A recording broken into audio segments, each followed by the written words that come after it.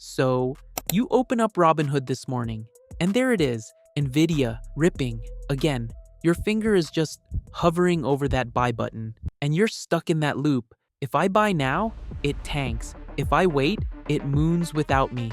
Look, that's not you being dumb. That is just you, trading on vibes instead of a system. In the next 8 minutes, I'm giving you a dead simple 3-step rule so you can finally pull the trigger without YOLOing your rent money.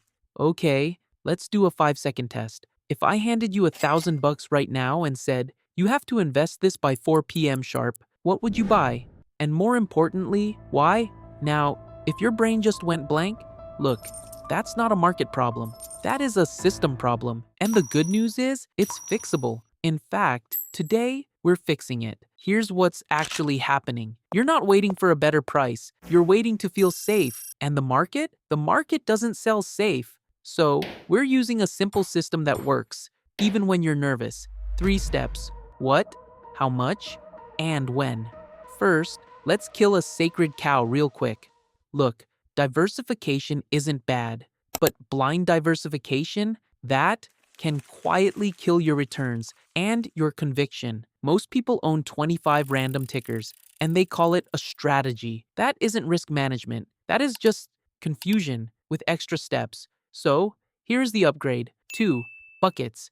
Bucket 1. Core. Broad index exposure. Think of this as your seatbelt. Bucket 2. Growth. Focused bets. Higher volatility. This is your engine. Core reduces your blow-up risk, while growth, that's where the real upside comes from. Now, look, this is where most people click away. But the next 20 seconds, this is the difference between panic buying the tops and actually having a plan. Because it's not just what you buy, it is how much. Quick example, if your growth bet is so big that a 10% dip ruins your day, it's too big. Because 10% dips, they happen all the time. Size it so you can watch a red day and not touch the sell button. That's not weakness. That's how you survive long enough for compounding to actually matter. Look, when you spread 5 grand across 20 different names, you don't get diversification. You get noise. And noise destroys conviction. And with no conviction, you can't hold through even the most normal dips. So, you buy late, you panic sell early, and then you watch it rip without you. That loop, that is the real opportunity cost, and that is why you're stuck. In 3 minutes, I'm going to show you the 2026 AI setup. It comes down to 3 decisions: your rules, your size, and your timing. Most people, they ignore the first 2. They only think about what, and that is why they freeze. Now, I know what you're thinking.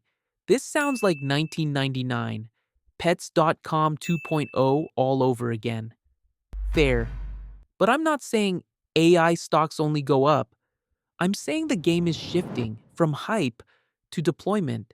And when the money rotates from speculation to actual revenue, you have to invest differently. Not on vibes, on structure. Look, chips mooned in 2024 to 2025. But in 2026, power is the new oil. And the problem is, it is just not scaling fast enough.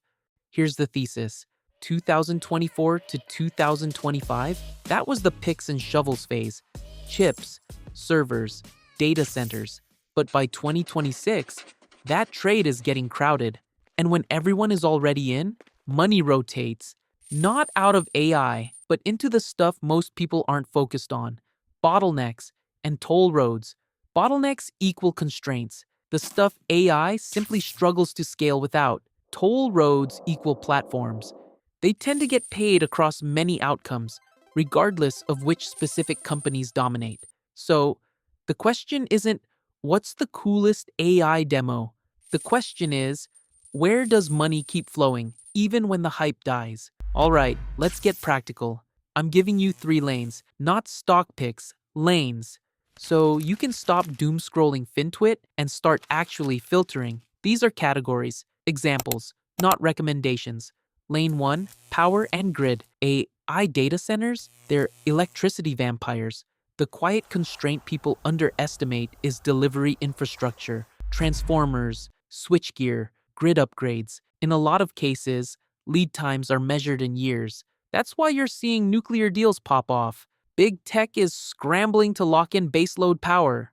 Think grid equipment, transmission, regulated utilities cutting deals, on-site generation, and the nuclear fuel supply chain. Risk, politics, regulation, and long timelines. But this is structural demand, not a meme. Bottom line, power availability is increasingly influencing where data centers actually get built. Lane 2, data and workflow moats. Look, this isn't about who has the flashiest chatbot. It's about who is embedded in the stack so deep that ripping them out would cost a fortune. Think data platforms, security, governance, and observability. The moat here, it isn't just that they own the data, it's that they are unfireable. Individual names, they come and go, but the category, that is the point. Lane 3, distribution rails. In the long game, platforms tend to get paid. We're talking operating systems, app stores, and device ecosystems,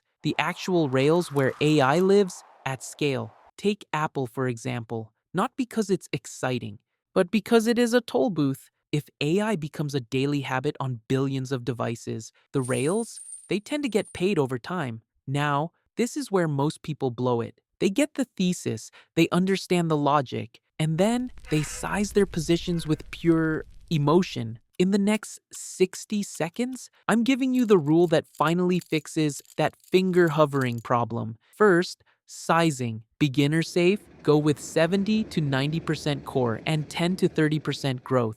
More aggressive, but still sane, 50-50. And within growth, please do not hold 20 names.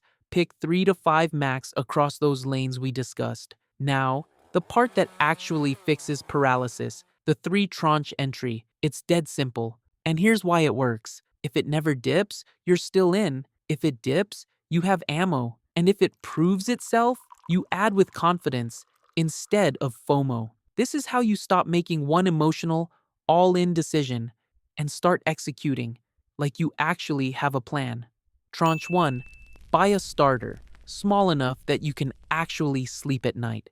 Tranche 2, add on the dips if your thesis still holds. I don't mean it dropped so I'm scared. I mean the fundamentals are still there. Tranche 3, add on proof, better earnings, stronger guidance, the trend reestablishing itself. Or keep it even simpler. Automate your monthly buys into core and only manual buy your growth using these rules. Look, you don't need perfect timing. You need consistent execution. One last thing. If you skip this checklist, you're handing the market an edge. And trust me, the market loves unforced errors. Before you buy any growth position, you must answer 5 questions. 1. What is the thesis in 1 sentence? 2. What would prove me wrong? 3. How long am I willing to hold? 4. Can I stomach a 30 to 50% drawdown without panic selling? And 5. Is this sized small enough that one mistake won't wreck me? Real talk. Rates matter. The 10-year matters. Liquidity matters. This is not a savings account. It moves. If you want zero volatility, you're in the wrong aisle. Your money doesn't get destroyed by inflation all at once. It dies slow while you hesitate. If you want a follow-up where I walk through valuation and sizing for these lanes, drop 2026 in the comments. And if you're watching clips of this on X, quote post your biggest finger-hovering moment. If this helped you actually make a decision, subscribe. I'm Noah. See you in the next one.